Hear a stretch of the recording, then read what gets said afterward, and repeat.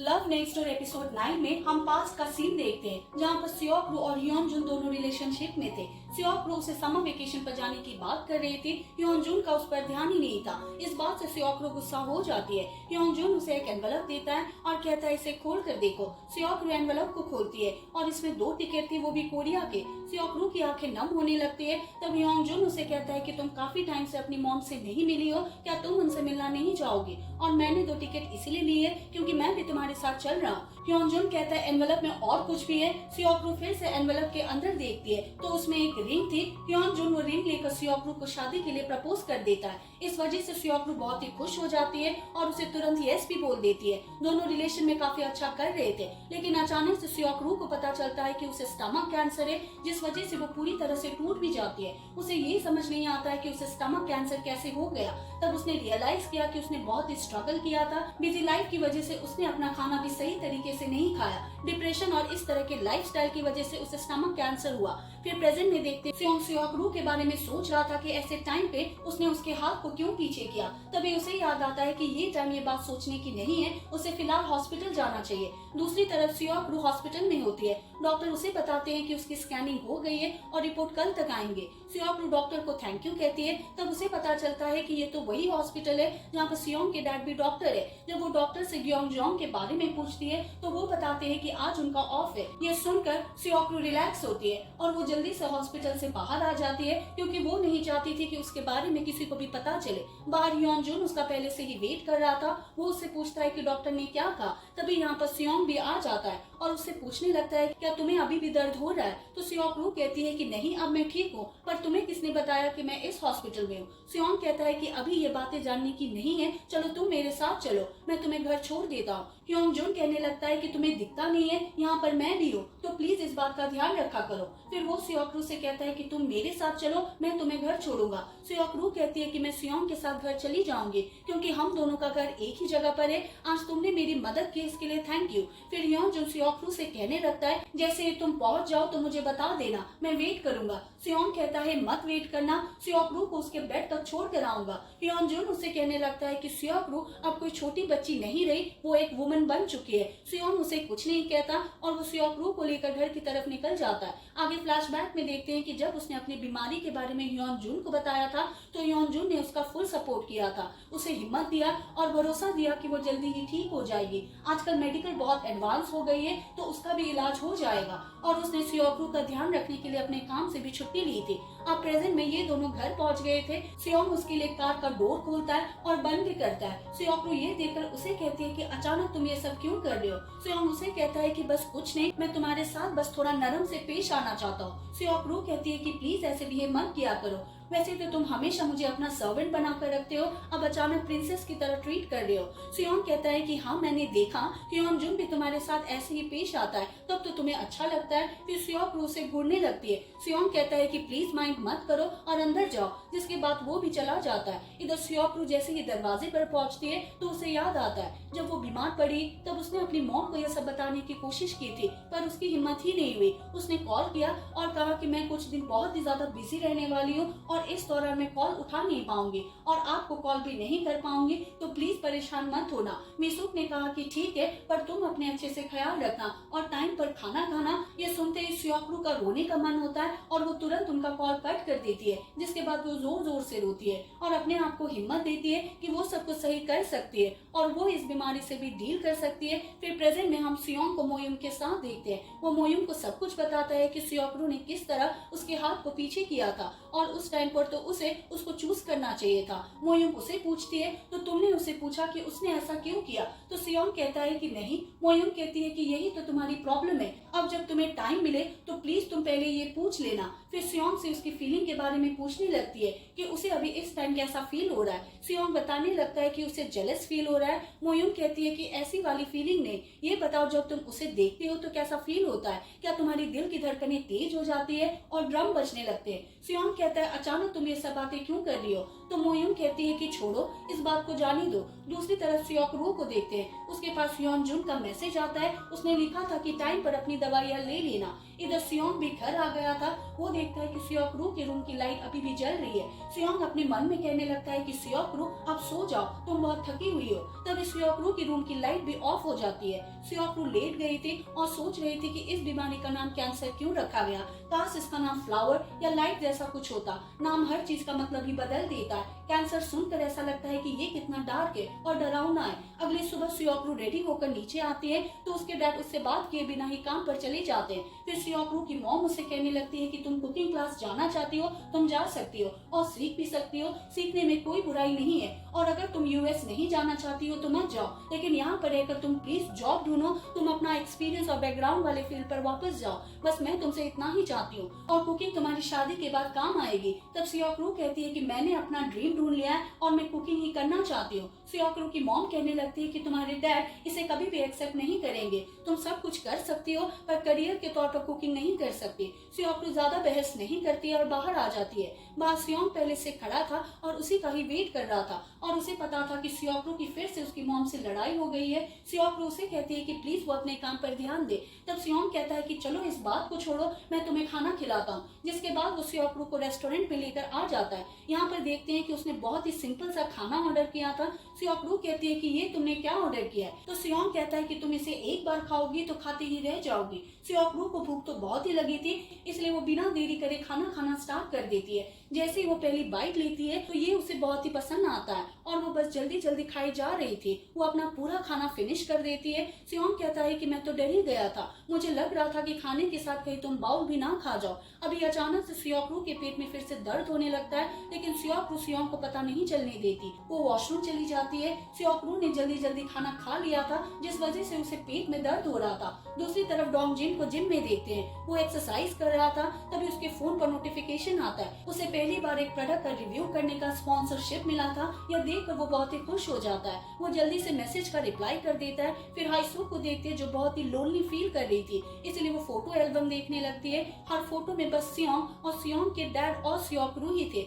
बस कुछ ही फोटोज में वो थी। जब वो इस बारे में सोच रही थी तभी वहाँ पर एक ब्लास्ट होता है। वो जल्दी से बाहर आती है, देखती है कि वॉशिंग मशीन का ग्लास टूट गया था। वो आगे बढ़ने लगती है और नीचे कांच के टुकड़े पड़े हुए थे। वो उस पर पाँव रखने वाली थी तभी ग्योंग जोंग आकर उसे पकड़ लेता है और हाईसू के लिए काफी रोमांटिक सीन था। फिर ग्योंग जोंग उसे कहता है कि तुम ठीक तो हो ना, नीचे कांच पड़े हुए, तुम्हें नंगे पाँव यहाँ पर नहीं आना चाहिए। एक काम करो, तुम वहाँ पर हो, मैं ये सब क्लीन करता हूँ। हाईसू सोफे पर बैठी रहती है और ग्योंग जोंग सब कुछ साफ करता है। सब कुछ साफ होने के बाद वो जब वहाँ से जा रहे थे तभी हाईसुक नोटिस करती है कि उसके पाँव से खून आ रहा है। फिर हाईसुक उसकी मलहम पट्टी करती है। सब कुछ होने के बाद ग्योंग जोंग कहता है कि ठीक है, अब मैं काम पर जा रहा हूँ। तभी हाईसुक पीछे से बोलती है कि क्या तुम रामेन खाना पसंद करोगे? अगले सीन में देखते हैं कि हाईसुक रामेन बना रही होती है और ग्योंग जोंग बहुत ही खुश हो रहा होता है अपनी वाइफ को अपने लिए कुछ बनाते हुए देखकर। खाना रेडी हो जाता है और दोनों बैठकर खाने लगते हैं। साथ ही वो काफी बातें भी शेयर करते हैं। काफी टाइम बाद ये दोनों एक साथ बैठकर इस तरह से हंस रहे थे। फिर हम सियोक रू को देखते हैं जो वॉशरूम से बाहर आती है। तो सियोंग बाहर खड़ा था, उसे उसका बैग देती है, साथ ही एक पॉलिथीन भी देती है। उसके अंदर पेट दर्द से जुड़ी सारी दवाइयाँ थी। सियोंग कहता है कि तुम्हें इन सब चीजों की जरूरत पड़ेगी तो अपने जरूरत के हिसाब से इन्हें ले लेना। यह कहकर सियोंग कॉल पर बात करते हुए चला जाता है। ऑफिस में मियोंग यू को देखते हैं, उसके हाथ में वही मिल्क वाला पैकेट था। जैसे ही वो उसे खोलने वाला था तभी सियोंग वहाँ पर पहुंच जाता है और उसके हाथ में मिल्क का पैकेट देखकर उसकी तो जान ही बाहर आ गई थी। वो जल्दी से उसे रोकने के लिए कहता है और बहुत सीरियस होकर उससे कहता है कि तुम्हें ये जहाँ से मिला था प्लीज उसे वहीं रख दो। लेकिन मियोंग यू उसे कहता है कि ये सिर्फ मिल्क का पैकेट है, इसके लिए इतना भी सीरियस क्यों हो रहे हो? तो सियोंग कहता है कि इसी मिल्क के पैकेट के ऊपर मेरी लाइफ डिपेंड है। लेकिन वो उसकी बात नहीं मानता और वो पैकेट को खोलने वाला था, लेकिन सियोंग आकर उससे पैकेट छीन लेता है और कहता है कि आज के बाद इसे कभी हाथ मत लगाना, इसके साथ मेरी लाइफ का फैसला जुड़ा है। तो मियोंग यू कहने लगता है कि आजकल तुम्हें हो क्या गया, चीजों के साथ अपनी लाइफ का फैसला जोड़ने लगे हो। जैसे कि तुम पहले इस ट्री से जोड़ रहे थे। तभी मियोंग यू ट्री को देखकर जोर से चिल्लाता है क्योंकि वो ट्री भी सूख रहा था और सियोंग जब ये देखता है तो उसका तो जान ही निकल जाता है। वो जल्दी से पॉट को उठाता है और गार्डनर के पास ले आता है। शॉपकीपर तो उसे इस तरह डोर पर देखकर डर ही गई थी। फिर वो उसे कहने लगती है लगता है ये इमरजेंसी है। सियोंग कहता है कि ये ट्री सूख रहा था इसलिए मुझे लगा ये इमरजेंसी है। फिर वो उससे कहने लगता है कि चिंता मत करो, तुम्हारी ट्री बिल्कुल ठीक हो जाएगी, इसमें उसमें फ्रूट्स भी आएंगे और फ्लावर्स भी आएंगे। दूसरी तरफ सियोक्रू जैसे ही कुकिंग क्लास से बाहर आती है तो योंगजुन उसे मिल जाता है। फिर हम इन दोनों को बैठकर बात करते हुए देखते हैं। योंगजुन उसे कह रहा था कि तुम आज बहुत ही खुश लग रही हो, तुम जब हंस रही थी तो बहुत ही सुंदर भी लग रही थी। फिर वो सियोक्रू को एनवेलप देता है और उसके अंदर कुकिंग स्कूल की सारी डिटेल थी जो यूएस में मौजूद है। वो सियोक्रू से कहता है कि एनवेलप के अंदर और भी कुछ है। सियोक्रू देखती है इसमें वही रिंग है जिसके साथ उसने उसे प्रपोज किया था। सियोक्रू ने ब्रेकअप के टाइम इसे उसके पास ही छोड़कर आई थी। योंगजुन उसे कहता है कि जैसे तुमने अपने ड्रीम की नई शुरुआत की है, क्या वैसे ही हम अपने रिलेशन को नई तरीके से स्टार्ट कर सकते हैं। मैं तुम्हारे साथ वापस आना चाहता हूँ, पिछली चीजों के लिए मैं तुमसे माफी भी मांगना चाहता हूँ। प्लीज तुम मेरे पास वापस आ जाओ क्योंकि मैं तुम्हें बहुत ही मिस करता हूँ। सियोक्रू उस रिंग को पहनती है और अपने हाथों को देखने लगती है। फिर सियोक्रू घर की तरफ आ जाती है और दूसरी तरफ से सियोंग भी आ रहा था। उसके बाद हम दोनों को पार्क में बैठकर बात करते हुए देखते हैं। सियोंग के मन में मोयूंग की बातें चल रही थी कि जब वो सियोक्रू से मिले तो डायरेक्टली पूछ लेना। जैसे ही वो सियोक्रू से पूछने वाला था, सियोक्रू आगे से बोल पड़ती है कि योंगजुन ने फिर से उसे प्रपोज कर दिया। यह सुनकर सियोंग को बहुत ही गुस्सा आने लगता है और वो कहता है कि मैं कब से धैर्य बनाकर बैठा हुआ हूँ और वो तो मेरे साथ ही गेम खेल रहा है, जबकि उसे पता है कि अब बहुत देर हो चुकी है। तभी सियोक्रू कहती है कि अभी बहुत देर नहीं हुई है क्योंकि जब उसने मुझे सेकंड टाइम प्रपोज किया तो मुझे हमारी पुरानी मेमोरीज याद आने लगी और सेकंड टाइम भी मुझे ऐसा ही फील हुआ जैसे कि फर्स्ट टाइम हुआ था। सियोंग कहने लगता है कि इसी वजह से हॉस्पिटल तुम उसके साथ गई थी मेरे साथ में। सियोक्रू कहती है कि हाँ, जब हम दर्द में होते हैं या बीमार होते हैं तो हम उसी को अपने पास रहने देते हैं जिससे हम प्यार करते हैं, इसलिए मैं उसके साथ गई थी। सियोंग कहता है कि तो ऐसे टाइम पर तुम मेरे साथ नहीं रहना चाहती और ये सब तुम तब कह रही हो जब तुम्हें पता है कि मैं तुम्हारे लिए कैसा फील करता हूँ। सियोक्रू कहती है कि मुझे माफ करना, मैं थोड़ी कंफ्यूज हो गई थी, लेकिन तुम अभी भी मेरे लिए बेस्ट फ्रेंड ही हो। सियोंग कहने लगता है कि तुम कितनी बुरी हो, मैं यहाँ पर तुम्हारे पास बैठा हूँ और तुम ये सब मुझसे कहीं जा रही हो। सियोक्रू कहने लगती है कि तुम्हें गलतफहमी हुई है, तुम मुझसे प्यार नहीं करते। एग्जाम्पल के तौर पर वो डक जब वो दुनिया में पहली बार आता है और पहली चीज को देखता है उसे ही अपनी मॉम मानने लगता है, वैसे ही गलतफहमी तुम्हें भी हो गई है। फिर सियोंग कहता है कि तुम्हें जो कहना है कहो, लेकिन मैं कैसा फील करता हूँ और अभी मुझे कैसा दर्द हो रहा है इसके बारे में तुम नहीं समझ पाओगी और प्लीज मेरी फीलिंग को डक के साथ कंपेयर मत करो। यह कहकर सियोंग गुस्सा होकर वहाँ से चला जाता है। अगली सुबह देखते हैं कि एक आर्टिकल छपा हुआ होता है और सभी इसी आर्टिकल को पढ़ रहे थे। मोयूंग बाहर से ऐसे एक्ट कर रही थी कि उसे इस आर्टिकल में कोई इंटरेस्ट नहीं है, लेकिन अभी भी वो उस आर्टिकल को पढ़ रही थी। तभी उसके पास डैन हो का मैसेज आता है और डैन हो बाहर उसका वेट कर रहा था। वो उनके लिए कुछ खाने के लिए लेकर आया था।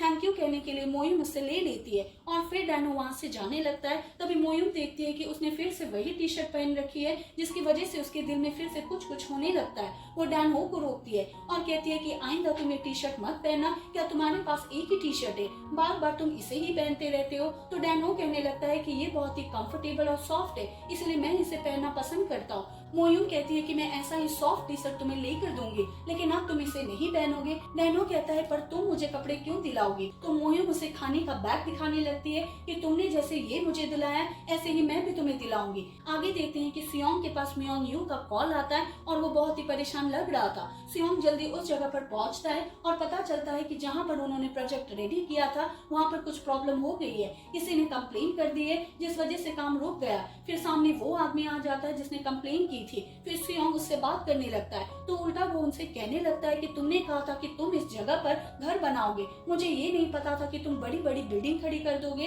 अगर ये बिल्डिंग यहाँ पर खड़ी हो जाती है तो हमारे घर तो बिल्कुल भी रोशनी नहीं पहुँचेगी, ये बिल्डिंग तो पूरे एरिया को ही कवर कर लेगा। अब इस वजह से सियोंग के ऊपर बहुत ही लोड आ जाता है और अगले सीन में हम इनकी टीम की मीटिंग करते हुए देखते हैं। वो सोल्यूशन निकाल रहे थे कि उन्हें क्या करना चाहिए। उन्होंने सबसे चेक किया था, सबका परमिशन भी लिया था, तब तो किसी को कोई प्रॉब्लम नहीं था। कहीं वो इस चक्कर में कोई रिश्वत तो नहीं खाना चाहते। यहाँ पर ये सब बातें चल रही थी। तब इनके मेंबर एक सजेशन देती है कि हमने सबसे एग्रीमेंट पर साइन भी करवाया था और परमिशन के लिए भी साइन करवाया था और इस आदमी ने भी साइन किया था, तो वो पेपर हमारे पास होंगे, तो हमें पहले उस पर ध्यान देना चाहिए। और योंगजुन के पास वो सेटलमेंट पेपर्स थे, वो लेने के लिए चला जाता है। दूसरी तरफ मोयूंग सियोक्रू के पास होती है और वो अभी भी आर्टिकल के बारे में बात कर रही थी। तभी सियोक्रू कहने लगती है कि क्या बात है, आधे घंटे से तुम इसी टॉपिक पर बात कर रही हो। मोयूंग कहती है कि ऐसा कुछ भी नहीं है, उसने हमारे बारे में लिखा था ना, इसलिए मैं बस इस बारे में बात कर रही हूँ। फिर मोयूंग टॉपिक बदलते हुए उससे पूछती है क्या सियोंग ने तुमसे किसी बारे में बात की।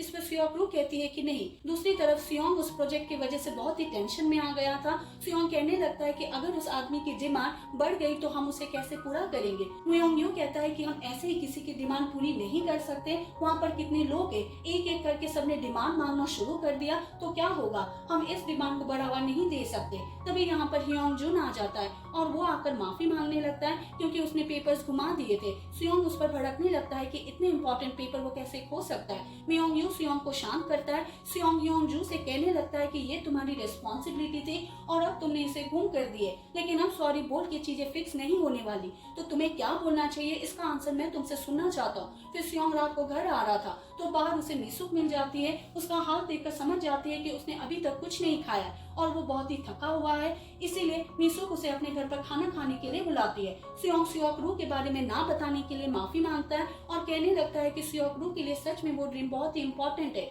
तब मिसुक इस बात को इग्नोर करने लगती है। सियोंग कहने लगता है कि आप नहीं सुनना चाहती ना इस बात को, तो मिसुक कहने लगती है कि मुझे पड़ोसी के घर पे मीटिंग पर जाना है। फिर सियोंग मजाक करने लगता है कि आपके साथ बैठने के लिए मुझे कितना पे करना पड़ेगा। इस पर मिसुक स्माइल करती है और उसे अच्छे से खाना खाने के लिए कहती है। थोड़ी देर बाद सियोकरू नीचे आती है और देखती है कि सियोंग यहाँ पर बैठा हुआ है। वो उसे पूछने लगती है कि मॉम कहाँ पर है, तो सियोंग बताता है कि वो पड़ोस में गई है। सियोकरू उसे इग्नोर करके ऊपर जा रही थी, तो सियोंग उससे पूछता है कि क्या तुम मुझे इग्नोर कर रही हो, तो सियोकरू कहती है कि ऐसा कुछ भी नहीं है, मैं बस फ्रिज में कुछ लेने आई थी। फिर जैसे ही वो फ्रिज खोलती है तो उसे मिल्क के पैकेट के बारे में याद आता है और वो सियोंग से कहती है कि वो मिल्क पैकेट तुम फेंक देना, क्योंकि मैंने एडवांस में तुम्हें अपना जवाब बता दिया है और मैंने तुम्हें ये भी बता दिया कि तुम्हें मैं सिर्फ फ्रेंड के तौर पर देखती हूँ। सियोंग कहता है कि क्या सच में अब कुछ नहीं हो सकता, क्या मेरे लिए कोई जगह खाली नहीं हो सकती। सियोकरू कहती है कि नहीं, ऐसा कुछ भी नहीं हो सकता, कुछ दिन हम दोनों ऑकवर्ड फील करेंगे, लेकिन कोई बात नहीं, टाइम के साथ सब कुछ ठीक हो जाएगा, चिंता मत करो, इतनी सी बात से हमारी फ्रेंडशिप नहीं टूटने वाली। यह कहकर सियोकरू वहाँ से चली जाती है और रिजेक्शन की वजह से सियोंग का दिल टूट जाता है। आगे हम सियोकरू को सोचते हुए देखते हैं, जब पार्क में ह्योंग जिन ने उसे वो रिंग दी थी तब उसने रिंग को पहन कर देखा था। फिर हम पास्ट का सीन देखते हैं, ऑपरेशन होने के बाद उसका बहुत ही वेट लूज हो गया था और ऐसे टाइम पर भी ह्योंग जुन ने उसका पूरा ध्यान रखा। दोनों ही मिलकर इस बीमारी का सामना भी करते हैं। ह्योंग जुन भी पूरी कोशिश कर रहा था अपना बेस्ट देने की। धीरे धीरे चीजें ठीक होने लगी, उसने फिर से काम पर जाना भी शुरू कर दिया था। दोनों साथ में बहुत खुश थे, लेकिन जब वो ऑफिस गई तो वहाँ से भी उसे डिप्रेशन मिलना शुरू हो गया। उसके कलीग उसके बारे में गॉसिप करते थे और जो क्रिश नाम का बंदा था उसने सबको बता दिया था कि सियोकरू ने 3 साल के लिए काम क्यों बीच में छोड़ दिया था, क्योंकि उसे स्टमक कैंसर हो गया था। ये सुनकर भी सभी लोग उसका मजाक बनाते हैं कि ये लड़की कितनी बेवकूफ है, इसे तो अपना ख्याल भी नहीं रखना आता, बस लोगों के बातों में आकर अपने आप को पता नहीं क्या समझने लगती है और उनका सारा काम कर देती है। सब बातों की वजह से सियोकरू और भी डिप्रेशन में जाने लगी। अब तो वो घर में भी सैड पड़ी रहा करती थी। ह्योंग जुन भी काफी कोशिश करता था उसे बाहर ले जाने के लिए, पर सियोकरू एक पार्टी में जाती है जहाँ पर वो ह्योंग जुन को ढूंढने आई थी। वो देखती है कि उसका बॉयफ्रेंड किसी और लड़की के साथ है। सियोकरू जब करीब जाती है तो उसकी गलतफहमी दूर होती है। उस लड़की का लेंसेज गिर गया था और ह्योंग जुन बस उसे लेंसेज पहनाने में हेल्प कर रहा था। इसके बाद ये दोनों गुस्से में घर आ गए थे। ह्योंग जुन ने उस पर काफी गुस्सा किया कि कम से कम उसे इन कपड़ों में वहाँ पर नहीं आना चाहिए था। फिर सियोकरू भी उससे कहने लगती है कि अब मेरी वजह से तुम्हें एम्बैरेसिंग फील होता है, तो ह्योंग जुन कहता है कि ऐसा नहीं है, लेकिन वहाँ पर वो सारे लोग थे जिसके साथ मैं काम करता हूँ, तो कम से कम तुम्हें मेरे बारे में तो सोचना ही चाहिए। सियोकरू ने उल्टा उससे ये कहा कि तुम्हारी गर्लफ्रेंड बीमार है, वो सफर कर रही है और तुम बाहर पार्टियों में जाकर एंजॉय कर रहे हो। ह्योंग जुन कहता है कि तो मैं क्या करूँ, क्या मैं भी तुम्हारी तरह इसी तरह पड़ा रहूं और तुम्हारी तरह डिप्रेशन में जाने लगूं। मैं भी बहुत कोशिश कर रहा हूँ कि तुम्हें सपोर्ट करने की, तुम्हें इन सब चीजों से बाहर लाने की, लेकिन तुम तो मेरे बारे में बिल्कुल नहीं सोचती कि मैं कैसा फील कर रहा हूँ और सफर कर रहा हूँ। इस बीमारी से बीट कर चुकी हो और तुम्हारा ऑपरेशन भी हो चुका है, सब कुछ ठीक चल रहा था और अचानक ये डिप्रेशन आ टपका। अगर क्या होगा इस डिप्रेशन में तुम मुझे भी खींच ले गई तो। फिर सियोकरू से कहने लगती है कि क्या तुम मेरे बारे में ऐसा सोचते हो। ह्योंग जुन कहता है कि तुम्हें क्या सोचूं, मैं तुम्हें कैसे समझाऊं, ऑपरेशन होने के बाद तुम पहले जैसी नहीं रही, ऐसे टाइम पर तुम्हें एक्सेप्ट करने में मुझे भी टाइम तो लगेगा ही। सब चीजों की वजह से इन दोनों का रिलेशन खराब हो गया था। फ्लैशबैक में देखते हैं कि सियोकरू ने रिंग पहना था और अपने हाथों को देख रही थी, ये रिंग उसे फिट नहीं हो रहा था। वो ह्योंग जुन से कहती है कि अब ये रिंग मुझे फिट नहीं आती। ह्योंग जुन उसे कहता है कि कोई बात नहीं, हम अमेरिका चले जाएंगे और इस रिंग को फिर से फिक्स करवा लेंगे। लेकिन तब सियोकरू ने कहा कि अब कुछ चीजें फिक्स नहीं हो सकती, ना ही ये रिंग और ना ही हमारी रिलेशन। और वो ह्योंग जुन को अच्छे से समझाती है कि उसे अपना ड्रीम फॉलो करना है। मौत दरवाजे पर खड़ी है, कब क्या हो जाए कुछ नहीं पता चलेगा, इसलिए वो उसके साथ फिर से रिलेशन में नहीं आ सकती। यह कहकर सियोक्रू ने उसकी रिंग उसे वापस लौटा दी थी। अब सियोक्रू अपने आप को मिरर में देखती है और वो निशान भी देखती है जो ऑपरेशन के दौरान उसे हुआ था। वो कहती है मैंने जो किया सब कुछ ठीक किया, यही सही है। दूसरी तरफ डैन हो के घर पर हाउसकीपर छुट्टी में होती है, इसलिए योनडू का ख्याल रखने वाला कोई नहीं था। जैसे डैन हो ऑफिस की छुट्टी लेने वाला था, योनडू कहती है कि उसके पास फ्रेंड्स है खेलने के लिए, और अगले सीन में हम इन दोनों को मोयुंग के पास देखते हैं। योनडू मोयुंग से कहती है कि क्या आज वो उसके साथ खेल सकती है। मोयुंग ये सुनकर बहुत ही खुश होती है, लेकिन उसे भी जॉब पर जाना था, इसलिए वो उसके साथ नहीं खेल पाती। यह सुनकर योनडू का मुंह तो बहुत ही छोटा सा हो जाता है। मोयुंग कहती है लेकिन तुम किसी और के साथ खेल सकती हो जहाँ पर तुम्हें बहुत ही मजा आएगा। और अगले सीन में हम डैनो और योनडू को बाकी सारी लेडीज के पास देखते हैं, जहाँ पर टेंशन फ्री होकर योनडू को छोड़ सकते हैं। आगे डोंगजिन को देखते हैं जो कि स्पॉन्सर के चक्कर में प्रोडक्ट के बारे में ठीक से जानकारी भी नहीं लेता और उसे सोशल मीडिया में शेयर करने लगता है। तभी उसके ट्रेनर आ जाते हैं और वो उसे ऐसा करते हुए देख लेता है। वो उससे पूछता है कि क्या वो इस प्रोडक्ट के बारे में जानता है। डोंगजिन कहता है कि मैं इसके बारे में ज्यादा कुछ नहीं जानता, लेकिन इसके प्रॉफिट बहुत है। इस बात से ट्रेनर को गुस्सा आ जाता है और वो कहता है कि तुम मेरे जिम से निकल सकते हो। डोंगजिन कहने लगता है कि आप इतने जेलस फील क्यों कर रहे हो, मुझे पहला स्पॉन्सरशिप मिला है तो मैं इसका रिव्यू तो करूंगा। पर उसके ट्रेनर कहते हैं कि कुछ पैसे कमाने के लिए तुम्हें किसी की हेल्प के साथ नहीं खेलना चाहिए, और मुझे लगता है कि मैंने अपना टाइम तुम जैसे लड़के पर बर्बाद करके गलत किया। ये बातें डोंगजिन को भी बुरी लग जाती है, इसलिए वो कहता है कि ठीक है मैं यहाँ से जा रहा हूँ। दूसरी तरफ ह्योंगजुन को देखते हैं जो अपना रेजिग्नेशन लेटर लाकर टेबल पर रख देता है। फिर म्योंगयू इस लेटर को उठाता है और उसे जलाने लगता है। सियोंग उसे बताता है कि चीजें सेटल डाउन हो गई है, प्रोजेक्ट का काम फिर से शुरू हो गया, लेकिन मैंने तुम्हें जो आंसर देने के लिए कहा था वो आंसर ये नहीं था। मैं चाहता हूँ कि तुम अपने मिस्टेक से कुछ सीखो और अपने आप को ग्रो करो, और सब छोड़कर जाना और निकाल देना ये सिचुएशन का हल नहीं है। तुम भी हमारी कंपनी के लिए वैल्यूएबल मेंबर हो। फिर अचानक नायु सियोंग को हाथ लगाती है तो सियोंग उसका हाथ दूर कर देता है। फिर इन सबको पता चलता है कि सियोंग को तो बहुत तेज बुखार है, और अगले सीन में हम सियोंग को घर पर देखते हैं। जब वो अपनी आंखें खोलता है तो सामने अपनी मॉम को देखता है और वो अपने बचपन के सपनों में खो जाता है। जब भी वो मुसीबत में था या बीमार था तब सियोक्रू उसके साथ थी। इस पर सियोंग जब अपनी आंखें खोलता है तो अपने सामने सियोक्रू को देखता है। वो कहता है कि क्या सियोक्रू ये तुम हो। ये कहते ही वो फिर से सो जाता है और रियलिटी में सियोक्रू उसके पास बैठी हुई थी। इधर डैनो योंगडू को लेने के लिए मोयुंग के घर पर आता है और देखता है कि योंगडू तो अभी भी सो रही है। दोनों पास में बैठकर उसे देखने लगते और अचानक मोयुंग कहने लगती है कि वो कितनी क्यूट है। वो भी चाहती है कि योंगडू जैसे उसकी बेटी हो। ये सुनते ही दोनों के बीच में ऑकवर्ड सिचुएशन होने लगती है। फिर सियोंग जागता है तो देखता है कि सियोक्रू उसके बेड पर लेटी हुई है। वो अपने आप से कहने लगता है कि जब भी तुम्हारी एम्बैरेसिंग मोमेंट होती है तो मैं तुम्हारी लाइफ में होता हूँ, और जब मैं बीमार होता हूँ तो तुम मेरे पास होती है। यह कहकर वो उसके ऊपर ब्लैंकेट देने लगता है। तभी सियोक्रू जाग जाती है और उसे पूछती है कि तुम कब उठे। तो सियोंग कहता है कि मैं तुम्हें नहीं बताने वाला, और तुम यहाँ पर क्यों आई हो। फिर सियोक्रू कहती है तुम बीमार हो गए थे, तुम्हें मुझे बताना चाहिए था ना, अकेले सफर करने की क्या जरूरत है। तो सियोंग कहता है कि अब मैं तुम्हें कॉल नहीं करने वाला, चाहे कुछ भी हो जाए, और अब तुम यहाँ से जा सकती हो। तब सियोक्रू कहती है कि ठीक है, तुम जैसा चाहोगे वैसा ही होगा, और जब तुम्हारा मुझसे गुस्सा हट जाए, मन शांत हो जाए तो पहले खाना खा लेना। मैं नीचे जाती हूँ और फ्रिज को चेक करती हूँ कि कुछ रखा भी है कि नहीं। फिर सियोक्रू नीचे आ जाती है और फ्रिज को चेक करने लगती है, लेकिन यहाँ पर सियोंग के खाने लायक कुछ भी नहीं था। सियोंग अपने बेड से उठता है तो देखता है कि सियोक्रू का बैग यहीं पर रहता है और उसके बैग पर कुछ पेपर्स भी रखे हुए हैं। सियोंग उन पेपर्स को खोलता है और उसे पता चलता है कि ये सियोक्रू के कैंसर के रिपोर्ट्स है जो उसने रिसेंटली हॉस्पिटल से कलेक्ट किए थे।